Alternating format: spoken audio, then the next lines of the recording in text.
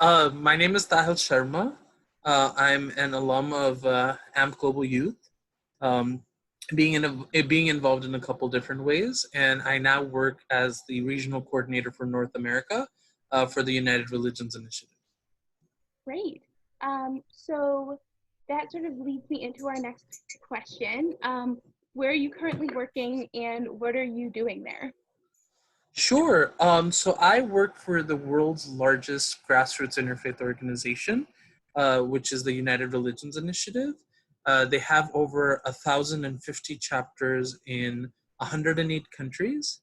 And as the regional coordinator, I get to help provide support and connection between 90 of those organizations in the US, Canada, and Mexico. Awesome. That's so cool. Mhm. Um, so what was the most influential part of your experience with AMP? The most influential part of my experience with AMP was, I think, getting to do a letter writing campaign to the Muslim community that I did in 2016 following the general election. One of my local mosques received a threatening letter saying that they would be getting the same treatment as the Jews did if they didn't leave the US. This was a threatening letter sent to many communities. And in wanting to act in solidarity, I decided to write a letter writing campaign. Um, AMP was a good space for me, getting to previously serve as the Hope Not Hate coordinator, but also during my time as the Stevens Institute coordinator for the work that we did with the Eurasia Foundation. It was an opportunity to show solidarity and support to a community that was being threatened. So I was able to use social media to get people to write letters in support of the community, and I ended up receiving um, almost 350 letters from around the country and from multiple places, even abroad. Wow, that's really amazing. Mhm. Okay, so the next question, and you might have already answered it, but what was the thing you've done? What has been the thing that you've done in your life that you're most proud of? Oh, the thing that I've done in my life that I'm most proud of? Um, the thing I think that I've done that I've been most proud of is getting to march at the U.S.-Mexico border in protest of Border Patrol and ICE for the treatment of asylum seekers coming into the United States. I went with a bunch of interfaith activists and faith leaders to pray and sing, and it ended up becoming an international spectacle because the Border Patrol was acting quite violently towards us and that were standing on the front lines. And that ended up becoming some pretty big news in a lot of places. So being able to actually stand up to folks who were very almost trigger happy in trying to attack us, arrest us, and do that kind of thing when we had nothing else to give them except an opening eye to the reality that they're in. Um, it made me very, very humbled, but very empowered to be able to really speak up so loudly and to speak truth to power. Awesome. That sounds like a really amazing experience. It totally was. So next question is, what is a lesson learned that you want to share with, people who might fall into a similar path as you? Hmm. Hmm. Um,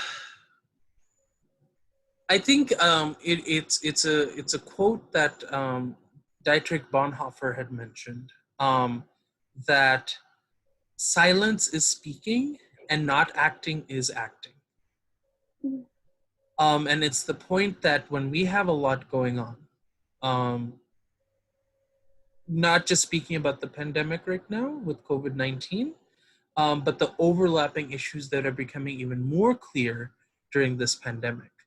When you have a chance to really be a part of history, don't be a bystander. If you can afford to do change, if you can afford to create positive impact, do it, because time will keep moving on and you are the only person you can motivate to really get onto the front lines to make a difference. That's really great advice, and that's a really great quote to keep in mind. So next question is, what advice would you give to an AMP alumni who is interested in taking a similar path to you? The advice I would take is be patient. Um, Incremental change is not easy, and revolution is too hodgepodge, I would say. Um, you have to be really mindful of the way that we create changes in systems are often not overnight changes, unfortunately. And it takes a groundswell of people to be able to make a bigger difference. You have to do what you can to make a difference, but you don't have to do everything. Do what you enjoy, do what you're passionate about, and try to show solidarity for other issues in different ways. But make sure you're passionate enough to act on one of those issues and really put your full force into it. Because if we want people on the front lines to do this work of activism or community organizing or being in politics and trying to bring a progressive or more, positive agenda that's actually good for our governance and our society, we need people to bring their whole selves to the table. And if we're exhausted and we can't focus on self-care, it's going to be very hard to do that. That's really great advice. So last question, are you working on anything that you'd like to share with the other members of the AMP alumni community? Yeah, I am working on a fundraiser right now for the Navajo Nation that is actually receiving a disproportionate amount of issues because of the pandemic. Um, because the community is so small and the nation does not receive, the same amount of support that maybe the states do in comparison as being, an indigenous community, they are disproportionately being impacted by the pandemic in terms of medical supplies, in terms of food, in terms of care, in terms of a lot of their community, engagement opportunities. So being able to support them was something that came out of a conversation after I just finished a fundraiser where I raised $2,000 to help a number of different organizations. So now I want to, continue to ramp up and bring light to these communities that are going through a lot of issues currently.